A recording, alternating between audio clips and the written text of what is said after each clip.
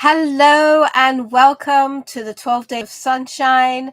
Here we are on day 5 of our 12 days of inspired poetry by a miniature horse named Sunshine, who you can see behind me. I am still working on getting internet access outside so we can actually be live with Sunshine during our time together. But right now, the pictures are what we have. And if you do want to see her in her live self, check out day 1 of the toys because she shows up quite perfectly and beautifully timed, as she always does. So I'm very excited to continue to share her story, and then we'll do a meditation and we'll pick a poem for the day. So when I checked in with her and asked her what part of her life she wanted to share with everyone today, she wanted to share a time when she was very, very sick. And I honestly wasn't sure if she would make it. We had been traveling since 2018, in October of 2018. We hit the road and traveled to South Carolina.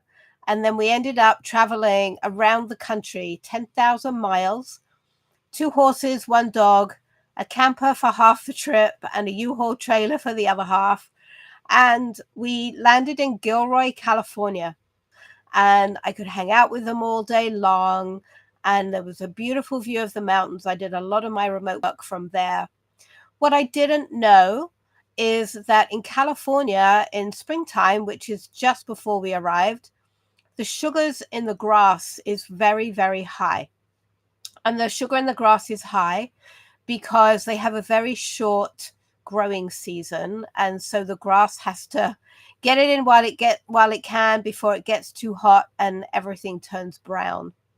So we land, everything's going great. And then I notice over time that Sunshine's getting a little sorer on her feet and she doesn't want to go for a walk. And I'm giving her supplements and doing the energy work and all the things that I know how to do. I reached out to other practitioners.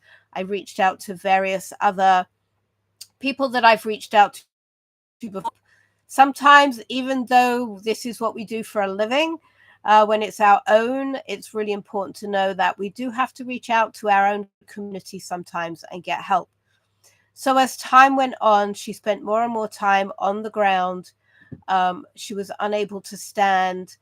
And I really got to a point where I wasn't sure that she would make it. And during that whole process, we sat and we played music and I did energy work on her and we meditated and I reached out to people and said, what's going on with her? What do I need to know? And she is the most resilient being I have ever met, because honestly, she was pretty close to not getting back up again. And we just kept going. My motto is always, for the animals, as long as you're fighting, I'm fighting, and we'll do it together. So I learned a lot about her in that process. I learned that she had no agenda. She had no expectation.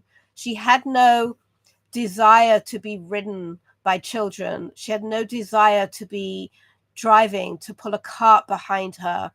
Her desire was heartfelt wisdom, and her desire was to share all of her messages as she had been through poetry. This whole episode shifted and deepened our relationship to a place where I understood her better and the reason that she came into my life. As we continued to treat her, to give her what she needed, herbal remedies, tinctures, homeopathy, focused attention, and not giving up, she eventually got up on her feet. It was many, many weeks. Echo wouldn't leave her side. We weren't going anywhere. We weren't doing anything. The whole focus was on getting her back on her feet, if that was what she wanted. So she eventually got up on her feet, and a neighbor had seen her down and stopped by one day with a muzzle. So the muzzle was to help her to not eat as much grass and get as much sugar into her system, but enabled her to be able to walk around and not stand still. So the importance is that they create the circulation in their feet, and they can't create circulation in their feet if they're standing still. So the ability for her to move around got the circulation going, helped with the inflammation. It was also emotionally very supportive for her to be able to move around and to be able to see the other horses and to connect with them. And she even managed to figure out how to get the muzzle off. So we always were watching her closely when she had the muzzle on. And bit by bit, she got better. And during that whole process, she wrote a poem. She wrote a poem to let me know that all was going to be well. And this was a lesson for both of us to work through. And maybe that poem will come up today. But the motto of this story is deepening your relationship with your animals, understanding why they're in your life, opening up to the mirrors and the information that they bring us so that we can be better humans, that we can serve our other humans, nature, animals, our companions better. And this has certainly been the last 20 years of my life of learning how to really be in it fully and completely, authentically, and loving every moment of everything I learn every single day. And Sunshine has been a huge, huge advocate for teaching about being heart centered, teaching about being grounded and present, teaching about not go, go, go, go, go, teaching about let's sit and write, let's sit and meditate, let's sit and journey, let me share my wisdom with you. And it's been such a beautiful journey of 10 years now, and she's been incredibly patient. So she's been incredibly patient with me being still enough to write with her and produce these two books, which I feel so proud of. So that's her story for today. She came through it. She is great. She is fine. She is running around like she used to. We learned a lot, and we're much more aware of spring grass and high sugar so that we can protect her moving forward. But she is back to her sprightly self. She traveled back to Maine that year, and within a week or two, she was totally better, running around, back to her usual sassy individual self. So she made a full recovery. So for that, I'm truly grateful. So let's come together and let's pick a poem for today.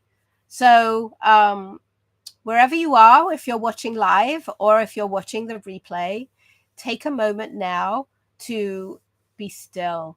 Lessons from Sunshine. Be still and take a breath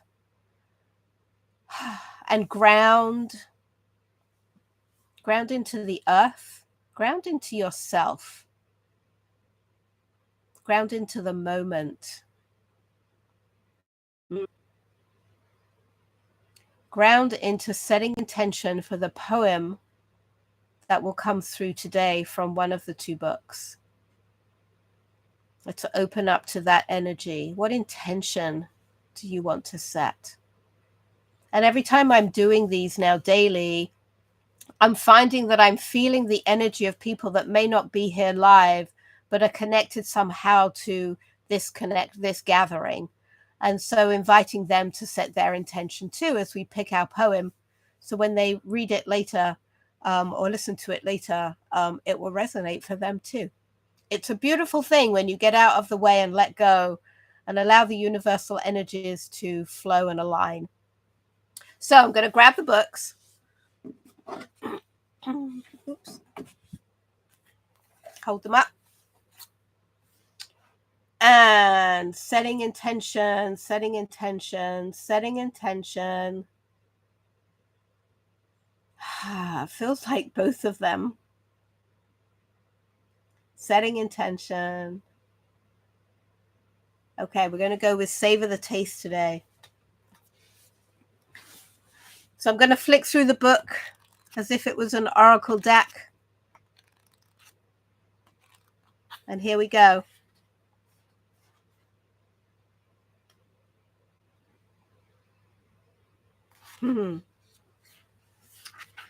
So this is a poem that Sunshine wrote about Sunshine herself, as she does.